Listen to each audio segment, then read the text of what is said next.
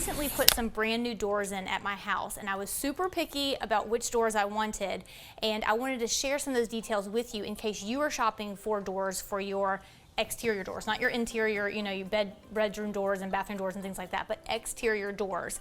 I think what's really popular right now and what a lot of people see are what's called insert doors, and I'm going to show you those in just a minute. I don't have any on my own house, and so I'll have to move to a different house to show you what those look like, but I wanted to show you the ones that we got for our house. The brand for these is called Therma-Tru, and you can see here that the way that these are divided and the way that they are built, it's not a wood door, but it is built in a way to where it appears as if each pane is individual, and this molding here basically looks like it is a piece of wood that's been carved out to fit those panes of glass in there, which is the look that I was going for. Now these are definitely a mid-grade door. The insert doors are going to be less expensive, so if you really are tight on your budget, an insert door is probably going to be the best option for you. But if you do have a little better a little more money to spend, this may be a really good option for you. There are higher end doors, of course, and I was dying to have some of those, but they just weren't in the budget this time.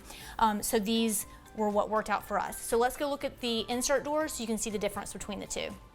Now I'm standing in front of an insert door, and I really don't know the technical name for these things. That's what I call it, but the way that you can tell the difference between the doors that you saw earlier and the ones that you're seeing now is this raised portion right here. And if you've installed one of these before, you know that they have these little screw holes that you cover up with bits of plastic, and it kind of seals it all up, and so you can't see that, and it makes it look a little more finished. But the nice thing about insert doors is they come as a slab. You've got these two panels on the bottom, and that's consistent over all the doors in a certain series that you'll look at. But then this center part right here that I'm calling the insert, that's there's tons of options available, probably hundreds of options available, where you can pop this one out and put a new one in, order tons of different options out of a pamphlet that you'll look and see. You'll have one with 4 windows, 8 windows, you'll have one with, this one has a fleur-de-lis in it. There's just so many different options, but just know that this is a more affordable